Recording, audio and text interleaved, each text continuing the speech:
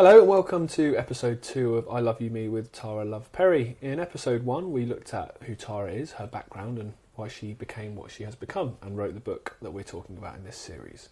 In this episode we're going to start on step 1 of the 7 steps to self-love, which is connect within. So welcome back, Tara. Thanks, Jamie. So should we start right at the beginning? It's step 1, so is this the most important step, do you feel?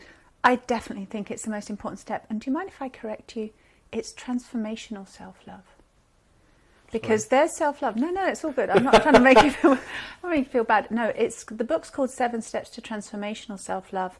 And the reason that word is in there is so that people don't get confused around self-love as in it being, a sort of shallow or, surface version of that self-love. It's transformational in that when you do these 7 steps, your entire internal relationship with yourself will transform, and your relationship with absolutely everything else in your reality will transform, and therefore your entire world transforms. Yeah, that makes sense. If you do it right. Okay. Just say. So, starting from kind of the fundamental of the step, connecting with yourself. It sounds really logical. It sounds really common sense. You've got to be in touch with yourself. It's totally common sense. So what does an overview of that mean? Okay. So someone who's connected, what does that mean? Okay, so let's first of all just take a breath. That's connection. You take that breath away, you're not connected to anything. Can you imagine that? Yeah. Like very quickly, your spirit is no longer connected to your body. Your brain is no longer functioning and having an experience of life. You actually don't exist. You are not connected to the planet, to being human, to existence. Yeah. Right? So that's how fundamental it is. So in order for us to begin to learn about what connection actually means, we have to come back to the most fundamental connection that we have, which is breathing. Yeah. It's the very first thing. And step 1 is called breathe and receive, or connection through this breathe and receive practice, if you like. I've called it a practice because if you think about the very first moment that you were born, and in order for you to exist, something fundamental had to happen. And it was this. Yep. That in-breath. If that didn't happen, you wouldn't exist now. Nothing would exist for you, right? Yep. And it was very clearly an in-breath. It's very clearly a receiving of life. Right? Something is given. Wherever you believe it to be, whether it's just oxygen or prana or some divine intelligence, whatever it is, wherever you believe that is, it still doesn't take away from the very practical essence that something breathed life into your body and therefore you are. Yep. And that's connection. Does that make sense? Yep. And it's about receiving life. And I think so many people have got completely disengaged from themselves and from one another and from a real, intimate, genuine connection, authentic connection, because they've got lost in that I've got to do and got to give and got to put something out in order to find success, or in order to be happy, or in order to be fulfilled. In order to be loved, I have to be something, do something, give something. Do you know what I mean? There's a lot of stress in that. And actually, when we remember, the first nature is to receive. And it's to receive breath. And by doing so, and just bringing our conscious awareness into receiving a breath and feeling the connection that's being made for us, that's being given to us from who knows where, but it's coming. Yeah. And also the very tangible, very practical aspect of what's being given and how soft the breath is. It doesn't hurt to breathe in. No. Life isn't painful as people make it out to be. Life is that breath, and it's definitely not painful. It doesn't deliver anything spiky or unpleasant. It's incredibly humble. It's incredibly soft. It's infused with intelligence, because something has breathed life into this planet since as long as it's existed. Every living thing respires and breathes in some way. So that which breathes us has an intelligence inside of it, encoded into it, that is it, essentially. Yeah. And so it knows more about life than anything else does. And that's kind of that makes sense, right? Yeah. So there's that very practical, it makes sense aspect. And then when you actually start to experience and become conscious of something is connecting me, and me to this planet, and me to my life, and start to tune the awareness, so tuning the sensitivities, being able to see, being able to hear, being able to feel, even to touch in a sense, you know, the way that the breath touches us and how it feels. To just become conscious of, I am receiving something incredibly precious, incredibly intelligent, and it's being given to me, and that awakening that happens in that. Does that make sense? Yeah. And so if we can realize the connection that we're already being given, then we can start to realize who we are from a very, very simple, essential, fundamental place. Does that make sense? Yes, of course. And so that connection in having that breathe and receive, and of course let go as well, you know. It's not just only breathing in. Of course there's the other element of giving back out and letting go and releasing. But in all of that, it's that, you know, now o'clock, it's that present moment now. And that breath is a present, it is a gift. And for us to stay connected to our breath awareness like that, and just the fact that it's doing us and we're not having to do it, and it's like retuning, reframes our life perspective almost 180 degrees, you know, like, it's doing it for me. And if we're not receiving that initial breath, then what else could we perhaps not be receiving from life? If we're missing the most important thing that's happening right under our nose, what else are we missing?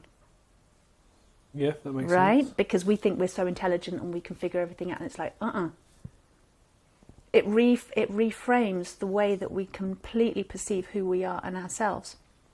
And so, in order for us to understand who we are and connect to ourselves, it's connecting to that breath, that divinity, that intelligence, that something that knows, learning to feel it and connecting to our own sensibilities again, connecting to the fact that we can feel, that we can empathize, that we can sense, that we can see within, we can listen within, we can know. Just by feeling, by connecting our sensitivities, connecting our awareness, connecting our consciousness. And so when we do that, then we can begin to navigate with that and go, right, let me go and discover other parts of me that I need to bring back into wholeness, or that I need to repair, I need to make more connections with, so that I understand more of who I am. And when I understand that, then I can start to practice it with somebody else. And you might notice as well that, you know, a lot of people do feel completely isolated and alone in life and not connected to, despite the fact that we exist in a world with 8 billion people nearly. Yeah. And we're surrounded by people, and yet people do not feel that, you know, people would understand them and connect with them. Well, I can kind of relate to the phrase feeling it alone in a room full of people. When you're not in the right psychological state internally, you can have everyone around you, you can have all your friends, all your family, you can still feel very lonely. And I think, even from a mainstream perspective, people that are talking about mental health related issues, a lot of people look at their lives on the surface and say, what have they got to be down about? They might have money in the bank, they might have a wife, they might have a lovely job, might have a lovely house. But it's not quite as simple as that, is it? Because if you're not balanced within, then you're not going to be happy no matter what you have. You know, some people strive for everything, get it, and still not happy. It's true. So, I mean, I'm interested to see what your opinion is on the relationship between the body and consciousness. So, when you say consciousness starts with the first breath, do you kind of feel that, I mean, I like the analogy of the computer and the mouse, if you like. They're kind of in unison together, consciousness and the body. And the body is our vehicle, if you like, for consciousness to come and experience the reality that we live in. And when the body is done and the body dies, that consciousness will go somewhere else and do something else. How do you see that relationship and that dynamic? I think consciousness is a gift that we have been given, and we can use it or lose it. Right. Like everything else. And we have a choice always of what we become conscious of. So most people walk around completely oblivious to their breath. It's not an important thing. There's far more important issues in life to talk about than your breath. Don't be so stupid. That's so simple. It's too simple. But actually, it is a no-brainer when you actually stop and think about it and become conscious of the very thing that animates you in the first place, that gives you the opportunity to have an opinion about issues, you know, and to decide what's important and what's not important. It's like, hold on a minute, if you're missing the most important thing, then how do you know, how qualified are you to tell me about something else that's more important? You're not at all. And it's like, so our consciousness is a gift, and what we put it on is also up to us, and that's another gift.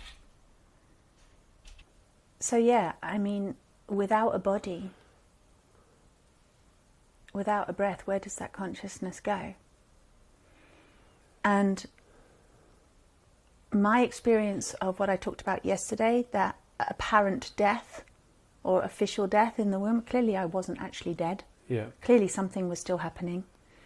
And my experience since then is that my consciousness was out of my body. I was not connected to my body.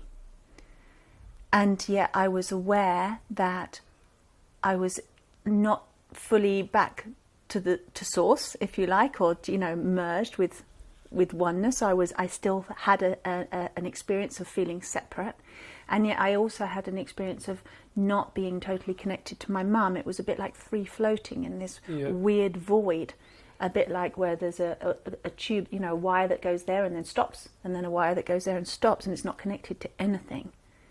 And so that's kind of a weird place to be in. It's a bit like being in a spaceman with your lifeline cut, and you're just out in space. Yeah. But the thing is, I think a lot of people, when they're exploring consciousness, want to go out of their body to explore consciousness and to see, to understand the meaning of life, who they are and what this is all about. And from my experience, that's actually not such a healthy place to be. That's a very lost and very scary place to be. Yep. And our consciousness is put in our body, or we have the ability to be conscious in this body. And since that we have a body, this is where we would put our consciousness. And my experience is, in putting our consciousness inside the body, we can unlock the secrets to the universe, because we are that. We are the same stuff. Yep. And it's a lot safer and a lot healthier, I've noticed, having seen a lot of people who are psychics and astral traveling and doing all this other consciousness related. Obviously they can only do it because they actually have a body that the seat of consciousness is in, so you can actually put that anywhere. But you need a physical body to have consciousness in the first place, and then it seems to reason that you would use that consciousness to explore this and put the awareness within. Does that make sense? Yes, it does. And actually, if you want to know who you are, why look out there? Come back in here. And so that is, again, another gift. It's like what you're looking for is right here. Yeah. It's not outside of yourself. It's not somewhere else. That makes sense. I mean, you could use the analogy of the car. If you're not holding the steering wheel and using the pedals, it's not going to go where you want it to go. So you'd start there. Exactly. I use the analogy of a house as well. Like, this is your house. You've got multiple floors upon which you can live. Yeah. Things happen in the basement. Things happen in the kitchen. Things happen in the in the living room. Things happen in the attic. Or you've got lots of different aspects to your intelligence. Lots of different rooms in your body that you can inhabit. And so, where are you living? And a lot of people are up here in the attic, up in the attic, and they've got all of their, boxes of information and folders and files and whatever going on, and computers and CCTV screen, whatever else, whatever kind of mind they've got. And then for me, when I was younger, I wasn't even standing on the roof. I was out there a lot of the time, or living on the roof. I didn't even want to, come into my head that much. I just didn't want to. But a lot of people live that way, or they'll live in their head. And you can see where somebody's mostly residing within themselves because of how they breathe. You can just watch them and see where their consciousness is, how plugged in, how much they're living in their own home, how much they're occupying. Because like any house, any building, you're not occupying it. Somebody else is going to occupy it. They're going to start either moving their furniture in and their stuff in and their baggage in, living there, taking over the space, taking over your senses, your senses, taking over your intelligence, taking over your power. Or they're going to start taking your own stuff out, robbing you of yourself. Yeah. You can have rodents moving in, you can have squatters moving in, you could have all kinds of things moving in. If you're not dwelling fully in your home, grounded, standing at the front door, ready to invite guests in or keep guests out, you're going to not have control over your own body. And so if we're living in that kind of a state, how on earth are we going to connect with another human being when we have no clue how to connect with ourselves? What chance do relationships have? Parent, child, intimate relationships, any kind of relationships. Do you think that's why a lot of people are in codependent relationships? I know that's exactly why people are in codependent they're always relationships. wanting somebody to fix them. Yeah. Well, most of us, or if not all of us, are damaged children. We didn't have the perfect love that we looked for and needed as children. We didn't have the perfect upbringing. Nobody does, We weren't seen in the right way, heard in the right way, touched in the right way, held in the right way, fed in the right way, nurtured in the right way. People didn't say the right things at the right time when we needed it. And we will carry that throughout our entire life and forming our other beliefs on the rest of our lives and the rest of our relationships because of those events that happened when we were little kids. And it actually goes before that. It goes back into being into the womb and then, even preconception. That's another story. But essentially, we're all, little children who didn't get the love right in the way that we needed it at the right time. And so therefore, we have holes and we go around trying to go to somebody else's inner child and say, what I need, I want from you. Can you be my grown-up? Yeah. And you're like, but I'm a broken inner child too. Can you be my grown-up? And it's a little bit like Babes in the Wood, these orphaned children that are off wandering around trying to save each other. And two children can't save each other. No, they can't. They just suffer together. Or, manage to fight the world together or survive together or whatever.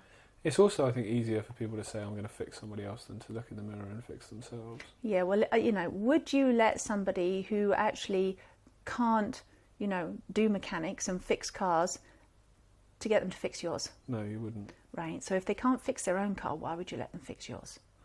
Agreed. Absolutely. Right? Absolutely. And yet we do that. We go, I've got enough, knowledge. I've read some books. I've been to some workshops. I know how to fix you. I've done a weekend course in blah, blah. I'll fix you. And you look inside that person's house, or you actually look at their, and not just their physical house also, but their energy house, actually check them out and see where they're at. And it's like, I think I'm good, actually. Yeah. No. You go fix you. Do you think a lot of people that are in live life where maybe things keep happening that put blockades on whatever it is they're trying to do, whether it be relationships constantly, the same kind of cycle of bad relationships, jobs they can't do, all those sorts of things. When you talk about if life's not going your way, maybe you're not going the way of life, where maybe I don't know exactly what you meant by that, but I kind of read that as maybe that's life telling you you're not doing what you're meant to be doing. What deep down you should be doing, innately you're meant to do. Perhaps you're not doing that, and that's why there's constantly these blockades in front of it. I think that's pretty much it. When you're not, when life's not going the way you want it, instead of fighting the barriers, actually maybe go, well, maybe that's not the right way. Yeah. And have this, imagine you're driving on a motorway and you got your car and you know where you want to go, where you think you want to go. And you're like, I want to go that, let's say you've got a map, and your city is over there somewhere, and you're trying to head for the city in the motorway, and you're trying to drive the direction that you want to go, and you keep going into the crash barrier. But you're like, it's over there. I want to go over there, where, I need to go in that direction. And you hit the crash barrier. And how many times are you going to hit a crash barrier before you realise, maybe that's not how I get there? Yep. It sounds no-brainer, But we do that in life. And we go, well, it's made me tougher. I'll just fight it. I'll just persevere. I'll just break through. And I'm like, okay, if that's the kind of experience you want out of life, carry on. It doesn't have to be that way, though. I think people have been so conditioned into thinking that life has to be hard, that you have to struggle, and that's how you get success. That happiness has to be won or something. Yeah. You know, success has to be fought for. Love has to be battled for. Now, if I come back to my breath as my teacher, no crash barriers, no pain, no battle, no struggle, no fighting, nothing. So if I listened to life itself, that is constantly happening through me, with me, as my companion, as my guide, as my teacher, right? If I listen to that, what's the other way? What's the option? Maybe life has a direction that it wants to take me and it's over that way. And maybe I'm so caught up in believing that this is who I am over here, this pain, this struggle, this fighting, because everybody else seems to be doing it. So why would I go that way? Because it's going to be lonely. I'm going to stay here and join the battle because everybody else is doing it. And I think that's what a lot of people do. It's too frightening to actually make the kind of change that enables the peace, that enables life to give you what perhaps has already been destined, perhaps has already been planned by your higher self, by your soul, right? By spirit, by your spirit, Yeah. great spirit, life itself. We are highly intelligent beings. We have the capability, at least, of being highly intelligent beings. We have the highest form of intelligence breathing through us every single moment that we know of on this planet. If it breathes all life, it's really smart. It knows something we don't. Right? It's not you don't have to be esoteric. You don't have to be religious. It's just, this is what is. And what if we listened to that and took direction from that and went the way that life is inviting us to go without force? It doesn't push, it doesn't shove, it doesn't demand. It just says, okay, what if we just open this possibility? Yeah. And listen and retune our senses in this direction to start listening, feeling, connecting, having a conversation with, to understand that more deeply and use that free-flowing, very clear river of life to go down. You know, that would be amazing. Do you think a lot of the reason people don't live life like that is because we've been so indoctrinated as to success and what success is? And Totally. in this life, it's money, it's status, it's accolades, it's awards, it's all those. It's a big house, it's a big You car, can still have all of that. Maybe life has that planned for you. Maybe life says, I mean, I know where I'm at in my life. I didn't plan it. And I put up a lot of fighting against what I felt like life was trying to get me to do, or what, because I would see visions. I would, be told things and I would be like, no way, I'm not good enough. I'm not going to do that.